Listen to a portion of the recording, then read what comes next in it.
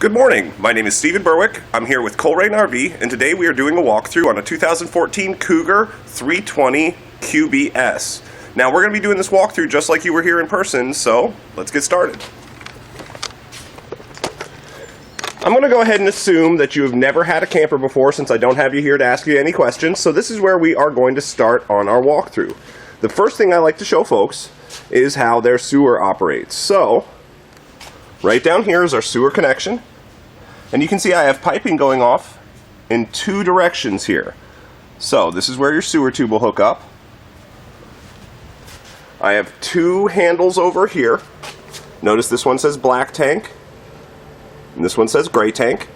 Our black tank is going to be our sewer. Our gray tank is going to be any other water in the unit. And as I said, we have piping going off in two directions. So that means I'm going to have a third handle down here underneath the coach, and you are going to have to crawl back underneath there, and that's going to be for our galley. So we've got our gray and black up front, that's going to be the bathrooms, and then we've got a gray back here, and that's our galley tank. So the way this works is pretty simple. When you are dumping your unit, the first thing you will do every time is dump your black tank. That's your toilet. You want that dumped first. Once you've pulled this open, and you're just going to pull out like this and let it drain completely, you want to close it once it's done, and then you're going to go ahead and drain your gray tanks. You'll need to do this gray and the gray located at the back of the unit. Now the reason we do it in this order is because you want to let that gray water clean out your sewer tube for you. So that's how our sewer works in the unit, guys. And since we're talking water, we might as well continue. So this is our water compartment over here. Now notice I've got a city water connection. I've got this up here that's called a black tank flush, and I have a fresh water connection right over here. So let's start with the black tank flusher. What the black tank flush is a little spinner inside your black tank that works like the top of a dishwasher. It shoots pressurized water around the inside of your tank, scrubbing it clean for you. What you're going to do is connect a hose right to here, drain your black tank, but leave the valve in the open position before turning this hose on. You then want to run it for 2 to 5 minutes, and that's going to scrub out your black tank for you. Once you're done, you're going to turn that hose off, and remember, you have to have the black valve open to do this, and then you're going to go ahead and drain your gray tanks like normal. So, let's talk fresh water. Your camper has two ways to get fresh water into it. You can either use your city water connection, or you can use your freshwater connection. The freshwater connection is going to be your holding tank. So if you need to take water with you, you're going to fill it through your freshwater connection. Your city water connection is going to be when you have an actual spigot on your campsite. You're going to want to get a pressure regulator for this city water connection, and you're just going to hook it up to a white hose. Remember, you don't want to use the same hose for your black tank flusher as for your city water connection. And then you'll have pressurized water coming into the unit. Now, since we're talking water, let's take a quick look down here before I explain the rest of the compartment. We're going to have 3 sets of tubing down here. Here's 1, and there's 2 and 3. These two are your low point drains, and you're going to need to recap those. And this is your freshwater holding tank drain, and you'll need to recap that before you try to use water in this camper. Now, those caps are actually going to be located inside the compartment for your water heater, and when I get back there, I'll show them to you. Just remember, those 2 caps will have to go back in place, and so will this third. Now let's take another look at this compartment. You can see right up here we have a faucet for a sprayer, and your sprayer will be somewhere inside the unit. It looks like it's right back in there. And that hooks up just like an air compressor would. We've also got a battery disconnect in this compartment. Now this battery disconnect, you're going to want to use that anytime you're going to be away from the camper for any extended period of time. All you'll do is switch it to off, and that's going to turn off the entire 12-volt system of your camper. Now, while I'm in the compartment, you do have a light, and you do also have this little porthole in the bottom. If you remove this, you can feed your water hose up through here, and it doesn't have to be outside. We also have satellite prep, which is, if you get a standalone satellite, it'll come in through here, and then it's wired throughout the rest of the camper. So there's our water compartment, there's our sewer, and let's head back around this way and take a look at our water heater. Now this particular water heater is going to be a Suburban, and there's very little that you need to do outside on the camper with a Suburban water heater. Now notice I've got those caps right there. Those are for those low point drains, and those are for my freshwater holding tank drain. Then I've got a pressure and temperature release valve up top, and we have your drain plug / anode rod in the bottom. Now, we also, on this particular water heater, have an on-off switch outside. That's going to be for the electric heating element. That's on the outside so you can't accidentally turn it on without water in the holding tank. This will be coming to you empty, so remember you'll have to fill it in the spring or whenever you're going to be using this unit. So, you will wish to drain your water heater on a regular basis, otherwise you can get some funky water in there. To do that, first, you lift up on your pressure and temperature relief valve until water stops flowing out of it or you stop hearing air hiss out, and then you're going to use a 1 1/16 inch socket to remove this drain plug. It's already loose for me, and I'll show it to you. So this is a combination drain plug anode rod.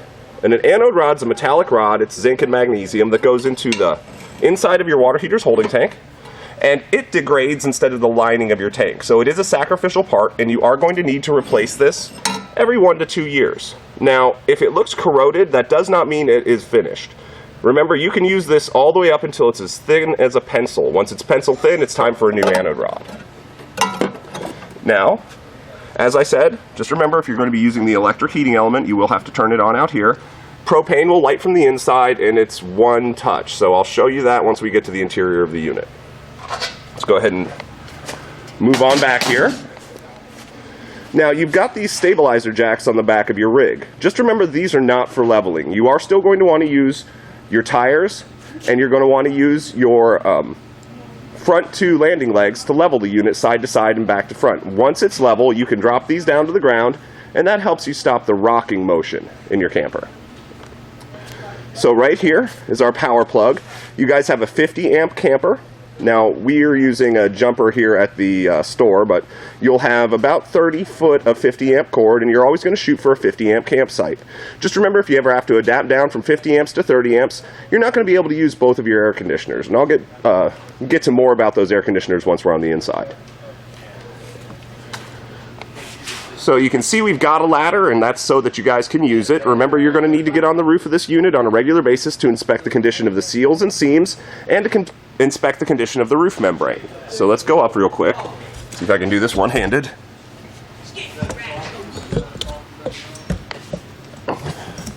So this is the roof of our camper, guys. And you can see that we've got a rubber roof membrane on this, and these rubber roofs require a little bit of maintenance. About once every 6 months, you're going to need to use a combination cleaner and UV protectant on this rubber roof, and that's going to help extend its life greatly. Also help eliminate black streaks on the walls of your unit.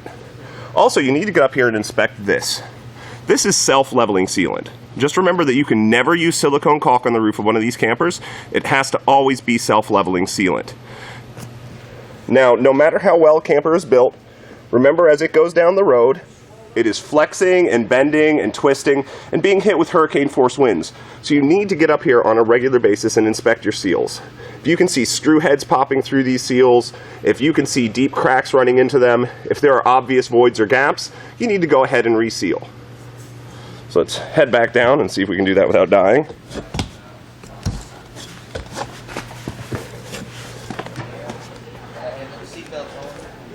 Now on this unit, we do have an exterior kitchen.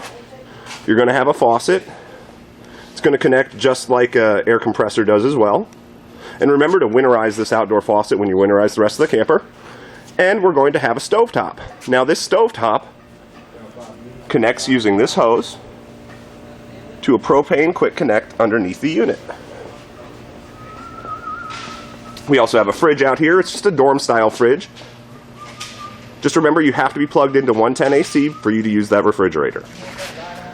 So let's go ahead and talk a little bit about our slides. So step number 1 is you never support these slides from underneath. They're perfectly fine the way they are.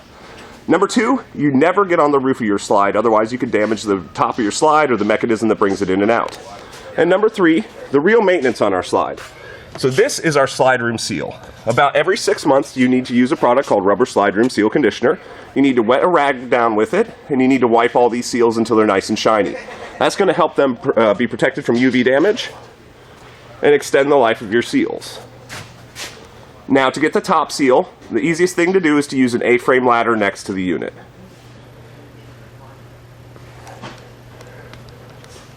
So that's the power cord I was telling you about. And you'll fit that in, and then you can screw in this collar. And while we're over here, you do have an exterior power plug, and you're going to notice I've got another power plug, and I've got a coaxial cable connection out here. You can use this coax and this power plug for a television in the Bay Area, and it's already wired into your antenna. You do have some lights underneath here.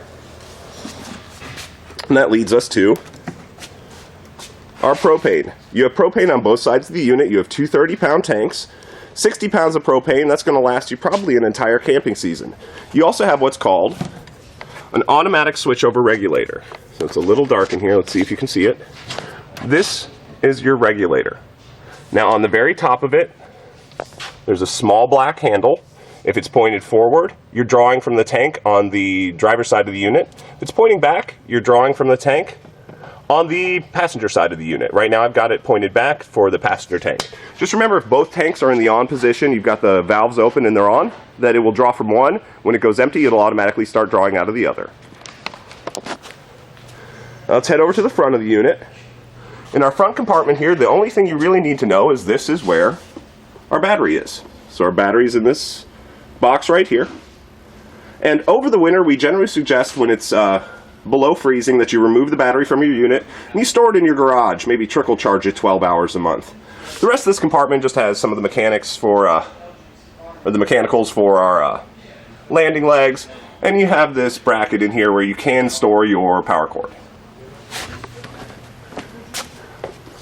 Let's get this light off. So up front here, you'll notice that we have our docking light switch and our landing leg control switch. Retract and extend. That's all there is to it. And they move it at the same time. Also, you can see I've got this handle. Now, when you're retracting this unit to put it on a truck, you'll pull these legs all the way up, and then you'll pull this handle out and slide the legs up into the body of the camper. Alright, now while we're here, you'll notice I have some identification panels over here. These are going to tell me weight information, loading information, and tire pressure information. So these are important. Take a good look at them, and I always suggest getting a picture of them. They do tend to fade out in the sun. So that's the exterior of our unit. We'll get to the interior in just a minute here. Alright, we're going to go ahead and move on to the inside of the camper, so let's head on up. Now, a little trick with those stairs, guys, is try to go up on the center of them. If you go up on the corners of them, they're going to get all out of whack and wonky. So as we come into our unit, let's start over in here. Let's get a light on for me. So, this is my control panel. This doesn't control everything in the camper, but it controls most of it. And this is also going to be where our monitor panel is so that we're able to check the levels of our holding tanks. Now, these aren't buttons. What you actually have to do is you just kind of hover your finger over and it senses your temperature. So just hover over it to find out the levels. Now, see here I've got panel power, I've got battery, I've got fresh, black, gray, galley, and optional. Those are going to tell us the levels of our battery, our fresh tank, our black tank, our gray tank, our galley tank. And this unit I do not believe has an optional tank. So you only have to worry about the galley, the gray, and the black. If you had a second bathroom, it might have an optional tank, but this unit does not, so it's nothing you have to worry about. This also controls my ceiling lights, my porch light, my floodlight. This is where we turn our water pump on at, our water heater on direct spark ignition propane, glide room in, glide room out. So that's our first, second, and third slides. And this is where we control our awning at. Now it's a powered awning. You can't overextend it. You can't over-retract it. The slide rooms, when they're fully out, you'll hear that noise, and you want to go ahead and stop. The bedroom slide will not make that noise. It'll simply make a noise of powering down. So, let's talk a little bit more about some of this stuff here.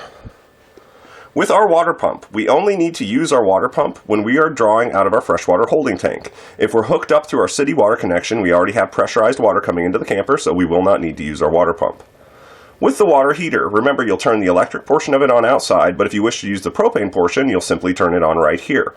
It's automatic light. You do not have to go out and light a pilot. So the only other thing we really need to look at this pretty panel is this guy right here.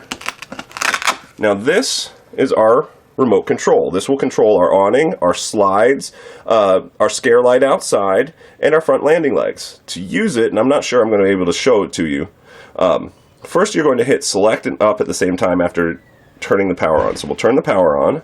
See if I can do this one-handed. You'll hit and hold select and up. And I simply can't do it one-handed, so let's bring it over here.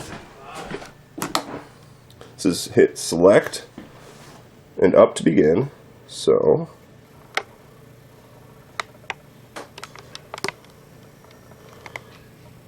select and up.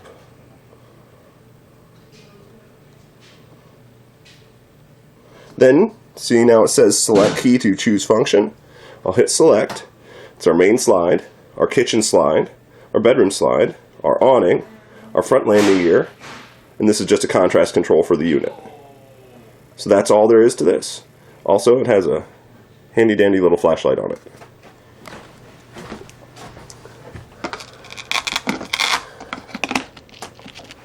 Now while we're over here, this is our main thermostat. This is going to control our heater, and it's also going to control our rear air conditioner. Just remember with this thermostat, when you are in fan, you set the mode for the fan, and that carries over to cool or furnace. So if it's an automatic on fan, it'll be an auto on cool, auto on furnace. High on fan, high on cool, high on furnace, etc. And then you use this to set your temperatures. Also have some light switches. So, let's head in a little bit. Here's our entertainment center. TV is just a TV, but this stereo is also your DVD player. You'll just throw a DVD in, it's already linked up to your television. Also notice I have multiple speaker channels. Those are going to be for inside and outside of the unit, so you'll need to turn those on depending on where you want to hear your speakers. I also have this bad boy right here, which is our electric fireplace. Now, it will have a remote somewhere in your manual packet, or looks like it's right up above it. This would be the remote for the fireplace, stereo, and television. Also has buttons on the front, so let's go ahead and turn it on. So there, that's on. Now I've got a flame setting button, and that's just the look of the flame. I've got our actual heat. You can set that between low, high, and then set it to automatic or set it by temperature. And then this is a sleep timer. It can go all the way up to 9 hours. Now remember guys that this is just an electric space heater, basically. So it will draw a fair deal of power on your unit. And it's only going to be good for knocking a chill out of the air. So we'll go ahead and turn this guy off now. And while I'm over here, right down here, is our power converter, our fuse box, and our AC breakers. So these are your household AC breakers. These are 12-volt DC fuses. Each one is labeled. And just remember, if you're popping breakers on a regular basis, the big time you're going to be doing that is if you're at a 30-amp campsite and you're trying to use too much electricity, you're going to pop a breaker. It's no big deal, just means you have to turn some things off while you use others. So let's go ahead and take a quick look around the rest of the room here. Now, a kitchen sink is a kitchen sink, and a microwave is a microwave. But let's take a little bit of time and look at our refrigerator and our stove and oven. So with our refrigerator, this is a Dometic fridge. It's a 2-button operation. On or off, auto or gas. Now in the automatic mode, it's first going to check to see if we have electricity, and if we do, it'll run off of that. If we do not, it's going to go ahead and switch over to the gas mode. Now I can switch it directly to gas. And if this check light comes on, that's telling you one of two things in general. It's telling you, one, you haven't turned your propane on, or two, you're out of propane. So just remember, auto, first electricity and then gas, or gas is just gas, on or off. And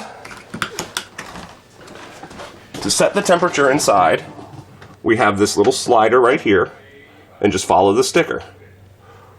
Warmer is down, colder is up. Now with our stove, we can see here we have a spark wheel. So when you turn on one of the upper burners, you'll just spark it, and it's on. However, it's manually lit on the inside, so let's see if we can get down in here and show you. This is my gas rail. 2/3 of the way back down on my gas rail is my pilot mechanism. I need to set this knob to pilot and hold it in, then using a match, light my pilot, then remove my arm, and set it to temperature. And you will need to set it to temperature, or you'll need to light the pilot every time you're going to use your oven. Now, as I said, a microwave is a microwave and a sink is a sink. Most everything else in here is going to be pretty self-explanatory. We do have a fire extinguisher, and somewhere low, it's like over here, we have our propane alarm. Now just remember that a lot of cleaning products, cooking products, manure on your shoes, all kinds of volatile chemicals set this guy off. So if you're in the unit and you're doing something and it goes off, I wouldn't worry too much. If you're away from the unit and you come back to it and it's going off, you may wish to turn off your propane at your tanks, unplug your camper, and either open the doors or contact the authorities. So let's take a quick look back here. There's very little we need to worry about in the bunk room. They're beds, you sleep in them. There are connections for a television back here, and it does have a skylight. Light switch by the door. So let's go ahead and head up this way.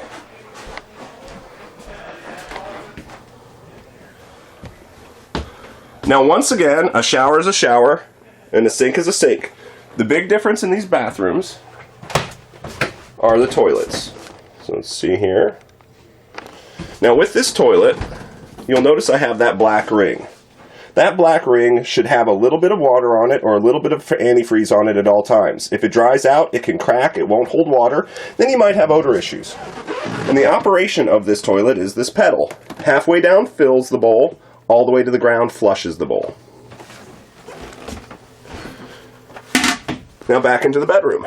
It's a bedroom. There really isn't anything back in here that you won't know how to operate. We do have, once again, connections for a television. We have a television mounting bracket, location already marked on the wall for you. And our second air conditioner actually has its controls directly on it, so you'll set mode and temperature using those knobs. Other than that, we've pretty much gone over everything operational in the camper. So let's talk just a little bit about precautions. With these slides, they are very powerful slides. This is one of the 3. Remember, nothing can be in between this slide and where it wants to go, otherwise it's going to either destroy the cabinetry on the slide or destroy whatever is in the way. The same applies to our slides out here. So you want to be very careful that all of your cabinetry is shut and that there's nothing in the way before bringing these slides in.